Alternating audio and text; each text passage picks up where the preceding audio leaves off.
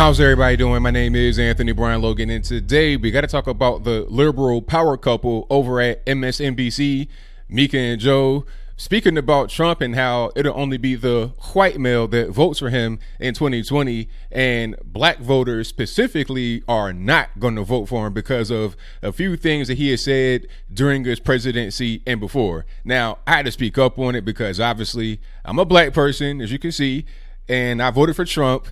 And I disagree with what they said. There's a lot to quote unquote unpack here, as the cool kids would say. But before we even get into it, let's go ahead and roll the clip. After we get done with that, I'll give you my 2 cents and wrap it on up with a nice bow on top.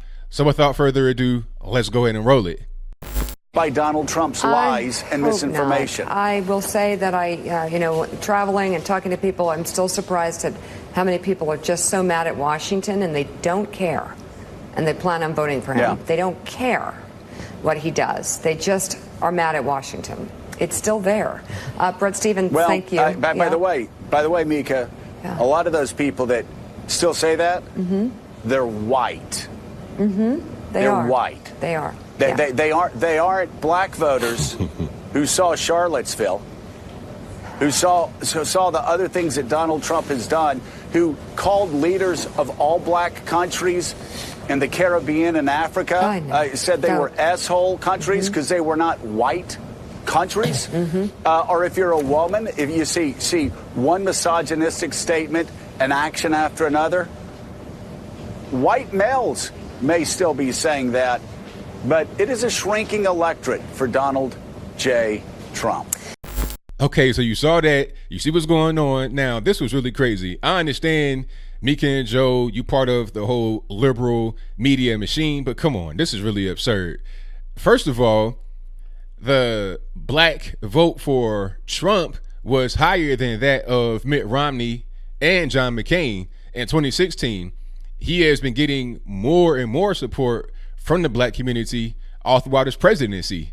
I don't know who you're talking to. Maybe you're just, on these private planes. I don't really know where you are talking to people, but the reality out there on the ground is that Trump is gaining black support day by day. All right.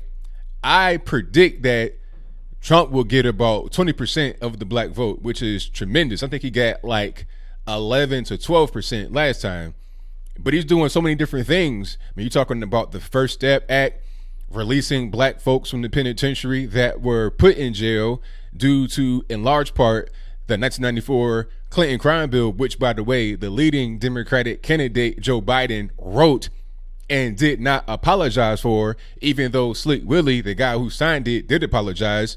Okay. Then you're talking about lower taxes. You're talking about cracking down on illegal immigration, which negatively impacts black folks when it's allowed to just go unchecked.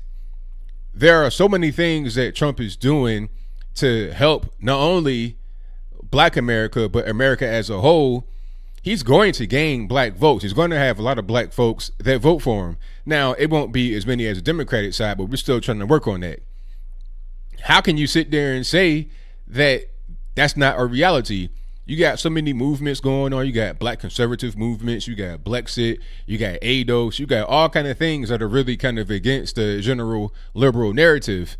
Of course, Trump is going to get more black votes. Maybe Mika and Joe are just having little cocktail parties with their friends in their circle, and they're talking to them only, and they're not talking to a guy like me.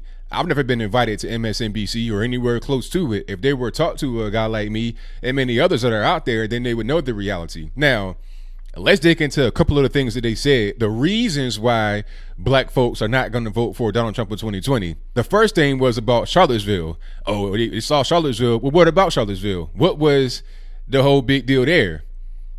You had a white guy that ran over some people with a car and killed one person. The person that he killed was white as well. So they want to paint him as a white supremacist. How does it make any sense when he killed another white person? All right.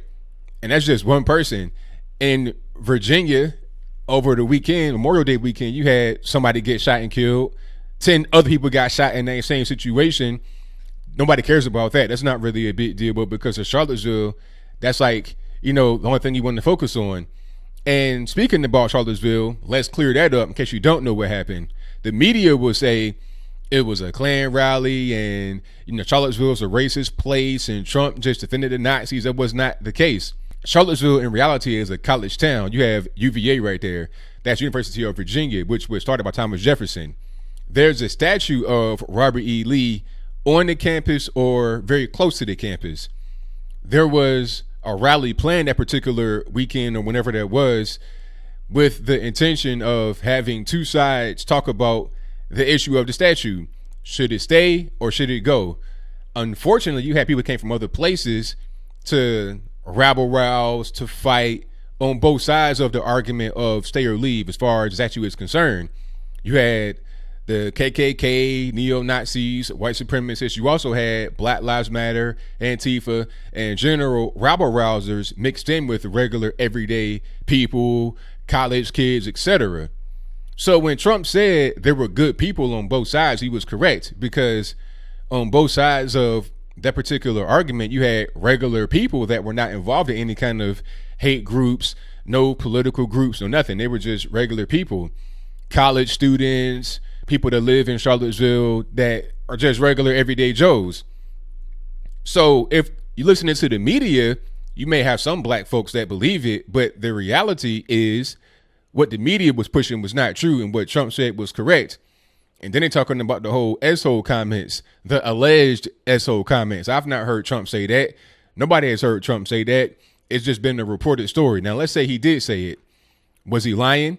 I've heard Nigerians in Nigeria say Trump was telling the truth. If these countries were so great and so beautiful, why must they come over here?